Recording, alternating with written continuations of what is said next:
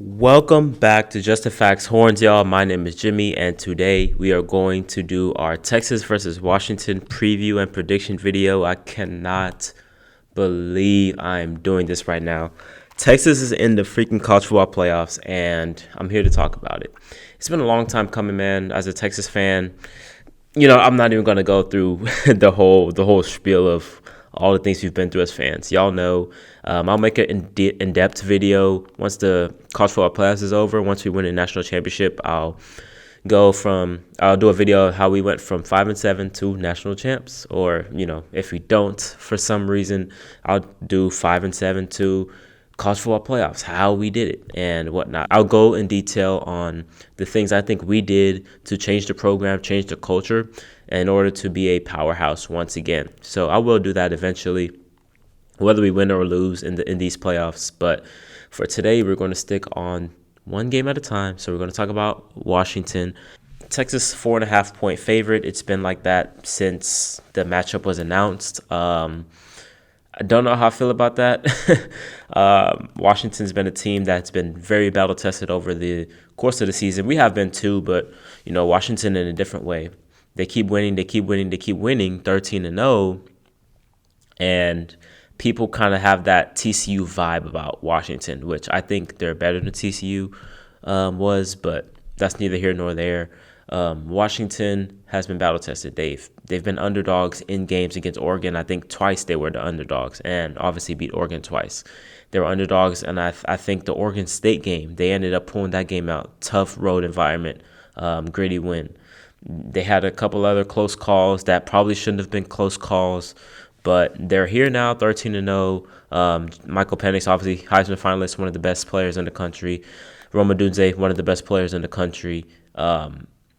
Explosive offense. And, Kalen DeBoer is one of the best coaches in the country. He has a phenomenal record of 100 and something to 11 or something like that. 100 to 11, something crazy.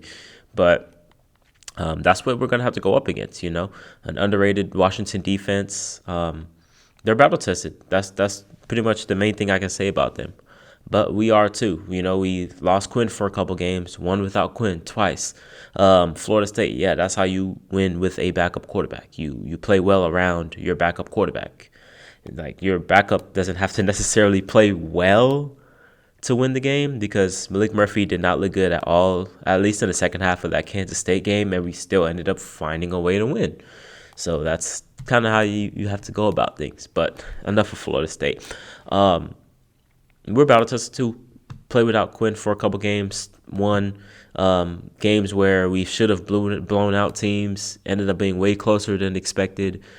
We had to survive those games. We had to find ways to win. In years past, we find ways to lose these types of games.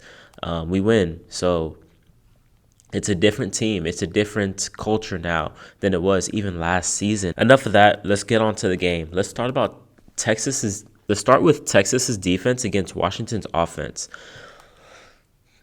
Obviously, the big thing is, T. Sweat and Byron Murphy, how are they going to play against Washington's O-line? Are they going to get to Penix, pressuring him all day long? How is that going to work?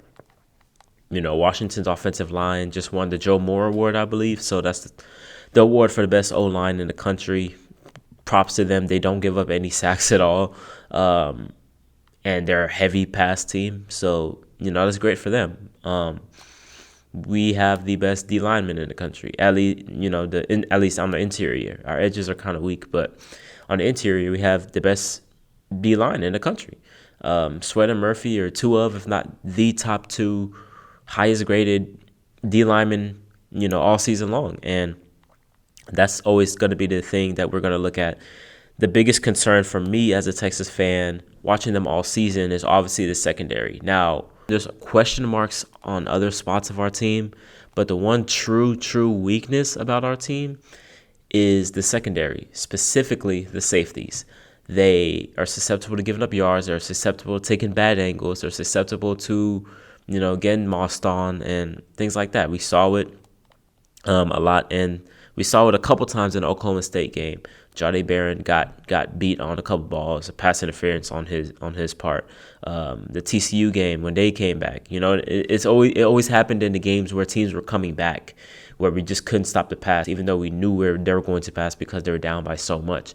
Kansas State, are they known as a pass team? No, but Will Howard carved us up. The Houston game, Donovan Smith carved us up in the second half of that game. And we're in dogfights because our secondary just couldn't stop them at that point. All those teams were doing were just passing, and we couldn't stop it. That's a concern. Obviously, going up against the best pass offense in the country. This is the worst possible matchup for Texas, I believe. So that from that aspect, I'm really nervous. Hopefully, we can hold up and not get too many pass interference calls, and not give too many explosive plays up. Johnny Barron, like I mentioned, had a tough game against Oklahoma State. I don't know what it is with our DBs at Texas. We just don't do a good job of tracking the ball. It's been like that for so long. It's so weird, but we have to be able to track the ball in this game. And if we haven't done it all season, I don't think we're going to do it now.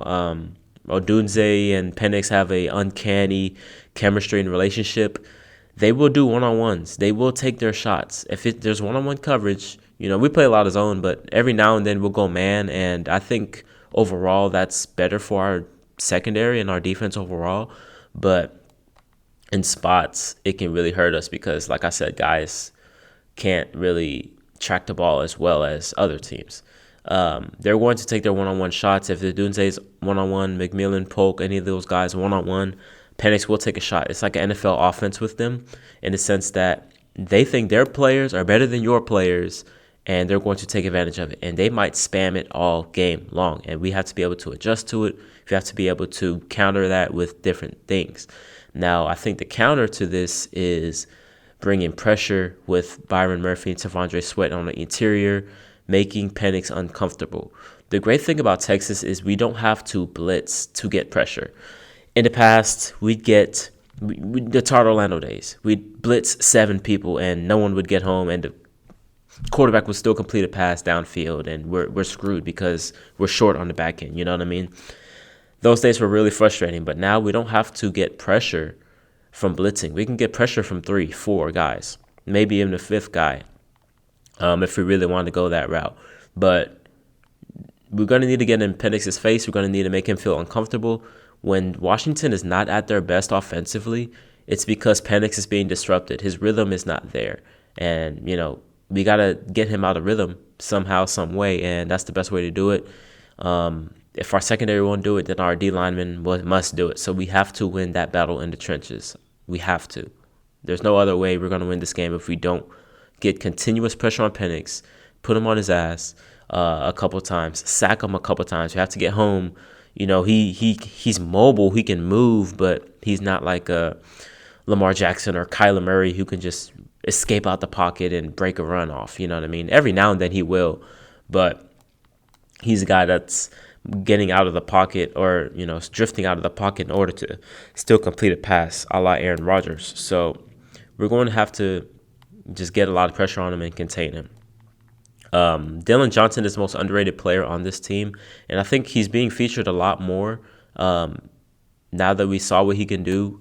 We saw that in the USC game. Granted, it's USC's defense, but, if you go run for 252 yards and a couple touchdowns, you're good, and the O-line is really good. Dylan Johnson runs very hard, very physical back, kind of different than some of the guys we saw this season. Not even that much different than a Taj Brooks or something who breaks hella tackles, or Ollie Gordon who breaks hella tackles. But just physically, he's just so imposing. He's a bowling ball. He's always going to fall forward. He was the bell cow in the championship game against Oregon. Who would have thought that they would just be a run-first team in that game? You know what I mean? They leaned on Dylan Johnson to take him through that game, and it worked. So we're going to have to be on the lookout for him too. We just can't let them. They're probably gonna be a little bit more balanced than we're expecting them to be. But the thing with Washington is they are quick. They can go 3 and out with the quickness, especially when things aren't clicking. That's why I'm like, get pressure on Penix, because they can go 3 and out just like that, and we get the ball back. Their time of possession hasn't been great all season long. They score fast, yeah, but they can get off the field fast with punts as well. So they're not invincible offensively. I will say that Jalen Ford will need to have a big game in the middle. Um, those are the middlemen, the linebackers. They're going to need to tie this thing all together if we're going to have a chance of winning this game and holding this potent offense down as much as we can. The key in this scenario from Texas defense versus Washington offensive standpoint, I would say is Anthony Hill. Anthony Hill, I think, can wreak havoc. He's a guy that can spy Penix in a way that once Penix rolls out of the pocket, like I said, Penix is going to roll out of the pocket to pass. Once he rolls out of the pocket, Anthony Hill just got to go. Go get him. You can't just let him escape the pocket and buy time and let these elite wide receivers get open, because they will, especially against our secondary. He's going to be the biggest key defensively, I think. Texas' offense versus Washington's defense. Now, the big thing to watch for both offenses is the script plays. The first 6, 7, 8 minutes of the game are going to be very interesting. It's going to be a chess match between Kellen DeBoer and Steve Sarkisian. It's going to be a chess match all game, but these first 6, 7, 8 minutes is the feeling out process. Is the, I throw a right jab here, see what you do, and you throw something at me, and I see what you do, and then I'm like, okay, write notes down, counter, and then in the later rounds, right? The first 15 to 20 plays is going to be absolutely paramount. Now Sark has done a better job of game management and, timing when it comes to play calling and situational stuff, which I'm very glad of.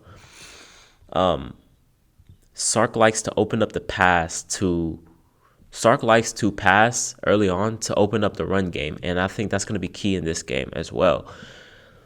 I think it is very beneficial for us to have Quinn come out, throw the ball. I forgot what game it was, but we came out and 7 of the first 8 plays or something like that, pass. I'm like, okay, cool. It might have been the Iowa State game, but we came out pass. I was like, okay, well, Sark, do your thing. Let Quinn adjust. Let Quinn get acclimated to the game as soon as possible, and then it opens up the run game later with Baxter and Jaden Blue. When Quinn's in a rhythm, he is one of the best quarterbacks in the country. Now, when Quinn is not in rhythm, it can be a little bit scary. You don't know what we're going to get if he's not in rhythm. If he is in rhythm, I mean, you saw what he did against Oklahoma State in the first half. 450 or I don't know what it was.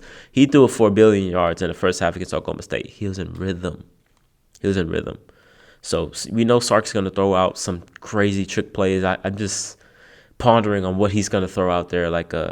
He's already done 1,000 Xavier Worthy bubble screen double passes. We've done that a few times. Maybe Savion Red package where he passes the ball again like the OU game, or something with Keelan Robinson. Sark is going to throw something out there. He's going to pull out all the stops, a fake field goal, fake punt, something. But stick with the offense. Baxter and Blue, hopefully they can give us just enough. I think they can give us more, but all we need is just enough, I think, to balance ourselves, keep the defense honest. We are a run-first team, to be fair. We are, that's our priority, is to run the football. We're a power running team, like Sark says. But, I think we're going to have to pass first in order to open up the run like we have for a good part of this season. And, we need to be able to have ball control in this game. I don't know if Washington will have that because, like I said, they like to play fast. They like to throw the ball a lot. They tend to go 3 and out with a quickness. So if we cannot go 3 and out with a quickness, even if we're not getting points, flipping the field, getting 15, 20 yards, taking 4, 5, 6 minutes off the clock, we can, be successful there. And that goes to running the football. We need to be able to sustain drives. Third down is going to be big, both sides. Aside from Jabbar Muhammad, Malik Muhammad's cousin, their DBs are nothing to write home about. And even Muhammad can get handsy and a little bit too physical, drawing penalties on him. But I don't see why Worthy and Mitchell can't get off in this game. I don't see why I don't see why either of them should have less than 75, 80 receiving yards. I don't see the reason why they wouldn't. However, I will say the key in this game, there's two keys offensively for Texas. I think that's JT Sanders and Jordan Whittington. Now, those guys can change the game from a physicality standpoint. JT Sanders might be the second best tight end in the country after Brock Bowers. Physically imposing. There's no matchup for him when we're getting him the ball and when he's on his game and healthy. He goes off every time. Jordan Whittington, like I mentioned, third downs is going to be big in this game. Jordan Whittington is the third down security blanket for us quietly this season too. Great blocker on the edge, great leader. He's going to be big for us. Third downs especially. The OU game, when Quinn really settled down, he was going to Whittington. We're spamming Whittington in the middle. And he's a physical receiver. He's going to get yards after catch too. So it's going to be a great game, y'all. The three keys in this game for both teams as I'm wrapping this thing up. Clock management and ball control. That's one thing altogether. We have to be able to, control the ball as much as we can because I think Washington can get undisciplined in that aspect. 2, the run game on both sides. Now, like I said, Dalen Johnson has been amazing. Baxter and Blue and Keelan Robinson and Savion Red, all those guys have been great in absence of Jonathan Brooks. The run game's going to have to be key. Texas getting pressure on early downs, period. Because when Texas gets in 3rd and 9, 3rd and 10 on offense, it's kind of scary too. Well, when we can get Washington into 3rd and 9, 3rd and 10, 3rd and 12, we can, find some success there as well. Because we're the best third down defense in the country. We get off the field on third downs defensively. We make it happen. But if Washington, this is what scares me, y'all. If Washington is 1-2 plays, next set of first downs. 1-2 plays, next set of first downs. That's scary. How do teams come back on us? They did that thing where it's like, 1-2 plays and they get a first down. 1-2 plays to get a first down. We have to be able to make them stretch it out. Make the margin for error shorter for Washington's offense. And I think Texans could win. Red zone's going to be a big thing too. Prediction time. Can I give 2 score predictions? I did at first pick Washington to win this game just because I thought this was a horrible matchup for us from a secondary standpoint versus their pass offense. And I thought we wouldn't be able to hold up at all. I thought we wouldn't be able. I have no doubt we're going to score points on them. I have a lot of doubt of us stopping them because how Washington plays in general, that's how teams played against us in the 3rd and 4th quarters trying to make those comebacks. When TCU came back, when Houston came back, when Kansas State, that made their comeback, right? That's how Washington plays the whole game. So that's what scares me. But knowing that that's how they're going to play the whole game, can we adjust to that? That's my question, really. So at first I picked like Washington, same score pretty much everyone else is giving out there, like 37-34, 37-33, something like that. What's making me switch here to Texas is I don't think they'll be able to stop us because we're so balanced on offense, and they won't be able to stop us. And one more thing, Quinn, when he came back from those injuries, from the injury, he wasn't as mobile anymore. And he looked a little lethargic, a little slow, moving in the pocket, and it frustrated me. And I'm like, what's going on? But in the Oklahoma State game, Quinn is moving again. Remember when he had 5 rushing touchdowns in the first 4 or 5 weeks of the season? Remember when Quinn was running for touchdowns? Remember that 30-yard run he had against Kansas where he just outran the defense? We didn't see that for a good chunk of the season in the middle, especially when he got hurt and then he came back from the injury. We didn't see that. But then the Oklahoma State game, he's moving well in the pocket. It's not even him running like Lamar Jackson or anything. It's just him being more mobile and fluid with his movements. And if he's going to play fluid in the pocket, if he's going to be able to move right in the pocket, he's going to be comfortable. He's going to be throwing dots all day long. So, and then on the other side, I think we can get to Penix a couple times. No team has proven to stop our defensive linemen on the interior. I think Texas wins, man. I think Texas wins. Give me a close game, 34-31, Texas. Quick prediction on the Rose Bowl. Oh, man, I've been going back and forth on that one too, man. These playoffs are going to be so good. See, I was Bama first. Now I'm leaning towards Michigan because this just isn't the same Bama team. Yeah, they made it here, but they still have a lot of question marks that they normally didn't have. And it seems like Michigan's due for one of these big wins, you know? Give me Michigan. 24-20. That's going to wrap it up for Just the Facts Horns, y'all. Y'all let me know y'all score predictions down below. And let's see how the game goes, man. Happy New Year's to y'all. We out. Hook 'em.